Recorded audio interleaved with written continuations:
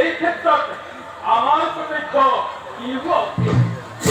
মিত্র আমার ইচ্ছায় আক্রমণ করে তেনেহলে আমি সেই আক্রমণ প্রতিরোধ করব।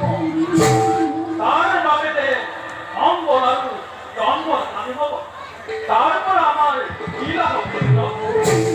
ইয়াতে নাম লোকসানে অস্তমাকে মিত্র আত্মকে আত্মভাবে মৃত্যুকে মৃত্যুভাবে ব্যবহার করে আমার একমাত্র কর্তব্য।